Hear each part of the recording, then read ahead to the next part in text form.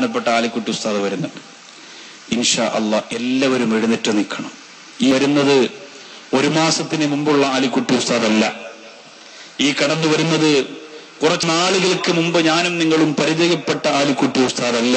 ഇത് ഇന്ന് കേരള മുസ്ലിം ഉമ്മത്തിന്റെ അല്ലാഹു റബ്ബുൽ ഇസ്സത്ത് ഡയറക്റ്റ് തീരുമാനമെടുത്ത ഒരു നേതാവാണ്. അൽഹംദുലില്ലാഹ്, അൽഹംദുലില്ലാഹ്, അൽഹംദുലില്ലാഹ്. എല്ലാ പ്രിയപ്പെട്ട സഹോദരങ്ങളും തക്ബീർ ചൊല്ലണം. മോനെ ഇവിടെ പോയി ഇവിടുന്ന് അല്ലാഹു അക്ബർ, അല്ലാഹു അക്ബർ, അല്ലാഹു അക്ബർ. നിങ്ങൾ നിന്നാ മതി. ഉസ്താദിന്റെ അടുത്ത് ഇപ്പൊ നിങ്ങൾ തൊടാൻ പോയി കഴിഞ്ഞാൽ ഒന്നിനും നടക്കൂല.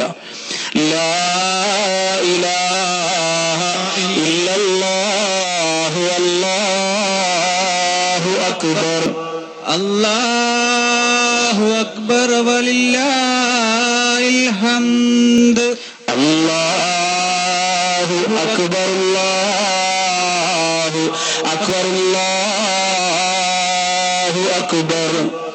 ലാ ഇലാഹ ഇല്ലല്ലാഹു അല്ലാഹു അക്ബർ.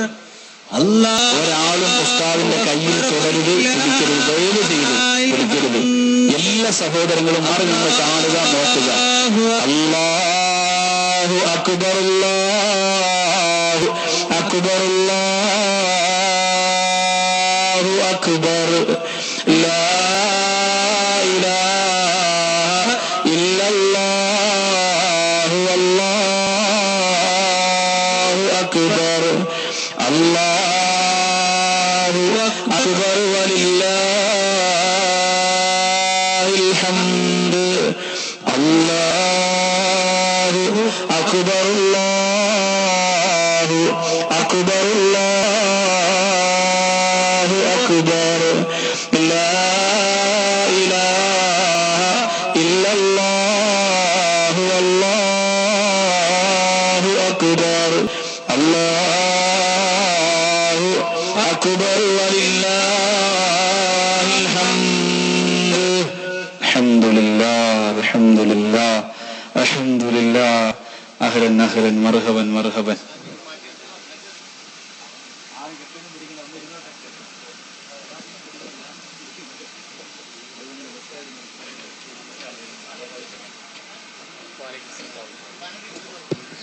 സ്നേഹമൊക്കെ നമ്മുടെ മനസ്സിൽ മതി, പ്രകടനം ഒന്നും വേണ്ട. കാരണം അല്ലെങ്കിൽ തന്നെ ഉസ്താദിന് തീരെ സുഖമില്ലാത്ത ആളാ. രാത്രി പ്രസംഗിക്കാൻ വേണ്ടി സരസിലൊക്കെ ഉദ്ഘാടനത്തിന് വന്നാൽ ബഹുമാനപ്പെട്ടവരാദ്യമേ പറയും 9 മണിക്ക് ഗുളിയ, 10 മണിക്ക് ഗുളിയ കൊണ്ട് ഉറക്കൊഴിയാൻ പറ്റൂല, ഭയങ്കര ക്ഷീണാണ് ഒക്കെ പറയും. അതുകൊണ്ട് എനിക്ക് ശരിക്ക് പേടിയുണ്ട്. ഉസ്താദിനെ ഈ പ്രിയപ്പെട്ട മുസ്ലിം ഉമ്മത്ത് വിഷമിപ്പിക്കുമോ എന്ന ഒരു വലിയ പേടി എനിക്കുണ്ട്, വലിയ സങ്കടമാണ്. നിങ്ങളുടെ സ്റ്റേജിരുന്നു, അതൊരു തങ്ങളാ. അങ്ങോട്ട്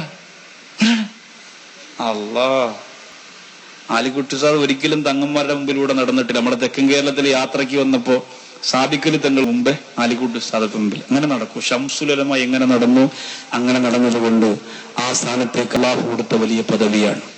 അള്ളാഹു താല ഉന്നതമായ പദവി കൊടുക്കട്ടെ. അള്ളാഹു ഏറ്റവും അധികം നേട്ടവും ആദരവും അള്ളാഹു ഇനിയും അധികരിപ്പിച്ചു കൊടുക്കട്ടെ. ഇനി എന്തായാലും നമുക്കൊന്നും ഒരുപാട് യാത്ര ചെയ്യാൻ ഉസ്താദിന് കിട്ടൂല. പക്ഷേ ഞാൻ ഭാഗ്യവാനാണ്. ഉസ്താദിന്റെ കൂടെ അജ്മീർ പോയി, ഉസ്താദിന്റെ കൂടെ ഉംറയ്ക്ക് പോയി. അതൊക്കെ വെച്ച് നോക്കുമ്പോൾ ഞാൻ നിലവിൽ ഇന്ന് ഏറ്റവും വലിയ ഭാഗ്യവാൻ തന്നെയാണ്. അൽഹംദുലില്ലാഹ്, അൽഹംദുലില്ലാഹ്, അൽഹംദുലില്ലാഹ്.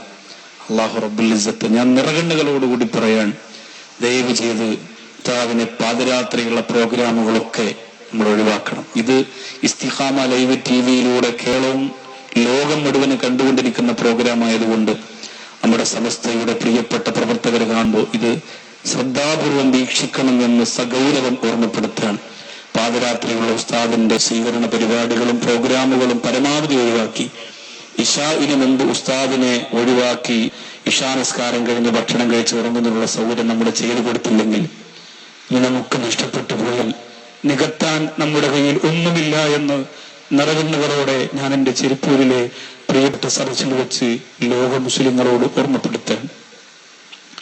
നമ്മളൊക്കെ എന്നും ഉറക്കമൊഴിക്കുന്നവർ. പക്ഷേ നമുക്ക് ഉറക്കമൊഴിച്ചെന്തെങ്കിലും നഷ്ടം വന്നു പോയാൽ അതൊന്നും ഒരു വലിയ നഷ്ടമല്ല. ആലിക്കുട്ടി ഉസ്താദിനെ സംബന്ധിച്ചിടത്തോളം അദ്ദേഹം മരുന്ന് കഴിക്കുന്നുണ്ട്, ശരീരത്തിൽ നല്ല ക്ഷീണമുണ്ട്. ഒരു സ്ഥാപനത്തിന്റെ എല്ലാം തലച്ചോറ്, ഉടല്, കുടലൊക്കെ ഉസ്താദാണ്. പിന്നെ ഒരുപാട് കാര്യങ്ങളുണ്ട്. ബഹുമാനപ്പെട്ടവർക്ക് അതിനൊക്കെ കാര്യങ്ങൾ നടത്തിക്കൊണ്ടുപോകാൻ തന്നെ പ്രയാസമാണ്. അതുകൊണ്ട് തന്നെ പല സ്ഥാനമാനങ്ങളിൽ നിന്നും ഓടി ഒളിച്ചു നിന്ന മഹാന് അള്ളാഹു കൊടുത്ത ഒരു പദവിയാണ്. വലിച്ചിടുകയായിരുന്നു. പക്ഷെ അത് നിഷേധിക്കാനും വേണ്ടെന്ന് പറയാനും ഒരിക്കലും കഴിയില്ല. അത് ഒരു ആത്മീയമായ പദവിയാണ്. ഭൗതികതത്വത്തിന്റെ അലങ്കാരമല്ല, അധികാരത്തിന്റെ അലങ്കാരമല്ല. അതൊരു ആത്മീയമായ പദവിയാണ്. അതുകൊണ്ട് ഇൻഷാ അള്ളാഹ് ബഹുമാനപ്പെട്ടവരെ വീണ്ടും ഞാൻ പറയുന്നു, ഇവിടെ കൊണ്ടുവന്നത് തന്നെ സംഘാടകർ ചെയ്ത ഏറ്റവും വലിയ തെറ്റ്. പക്ഷേ ഞാന് ഇവിടുത്തെ നിങ്ങളുടെ അബൂബക്കർ ഹാജി ഉൾപ്പെടെയുള്ള പ്രവർത്തകരോട് പറഞ്ഞത്, വരുന്നെങ്കിൽ വരട്ടെ, ഉസ്താദിന് സെക്രട്ടറി സ്ഥാനം കിട്ടിയിട്ട് നേരിട്ട് പോയി കാണാൻ എനിക്ക് കഴിഞ്ഞില്ല. അപ്പോൾ തന്നെ ഞാൻ ഫോൺ വിളിച്ചു.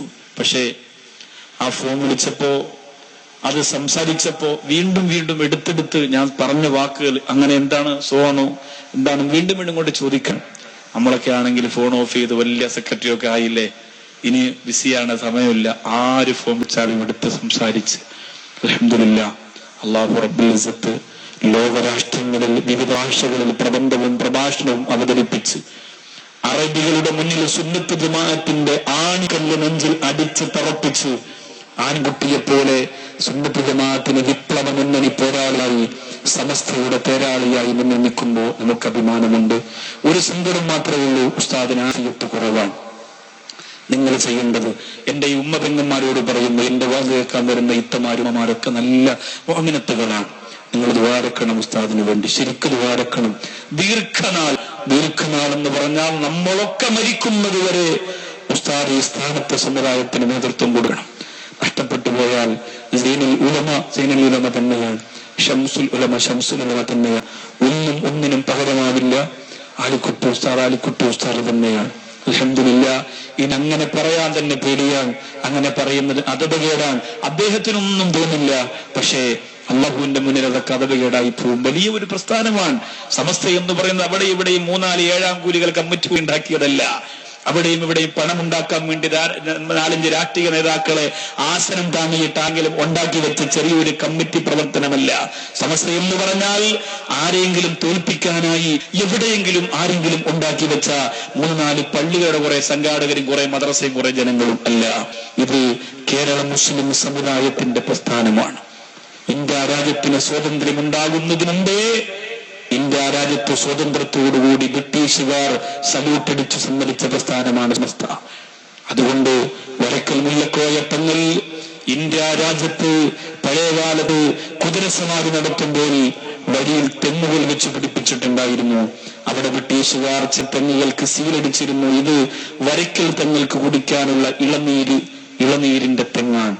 അത് കുടിച്ചിട്ട് വരക്കൽ തങ്ങൾക്ക് സ്വീകരണം അവർ കൊടുത്തത് ആ ബഹുമാനപ്പെട്ടവരുടെ മഹത്വം മനസ്സിലാക്കിയിട്ടാണ്. ഇന്ന് ബ്രിട്ടീഷുകാർ വന്നിരുന്നെങ്കിൽ എന്റെ അഭിപ്രായത്തിൽ സമസ്തയല്ലാത്ത ബാക്കിയെല്ലാം ചുരുട്ടിക്കെട്ടിയിട്ട് അവരിതിനെ പിന്തുണയ്ക്കുമായിരുന്നു. വേറൊന്നും കൊണ്ടല്ല, അവർക്കറിയാം അന്നത്തെ ഇന്ത്യ രാജ്യത്തിന്റെ അവസ്ഥ എങ്ങനെയാണ്. ചരിത്രം പഠിക്കുമ്പോഴാണ് അത് മനസ്സിലാക്കുക. ഇത് ഞാൻ ഉണ്ടാക്കിയതല്ല, ചരിത്രം പഠിക്കുമ്പോഴാണ് അറിയാൻ പറ്റുക. ഏറ്റവും നന്ദിയുള്ള ജീവിത ലോകത്ത് അറിയോ? നായാണോ? ആടെന്ന് പറയും ചില ആളുകൾ. ആടാണ് നന്ദിയുള്ള ജീവി. ആട് നന്ദിയുള്ള ജീവിയാണെങ്കിൽ ആടിമയ്ക്കാൻ പോകുന്നവർ അറബികൾ ഒരിക്കലും അടിക്കില്ല.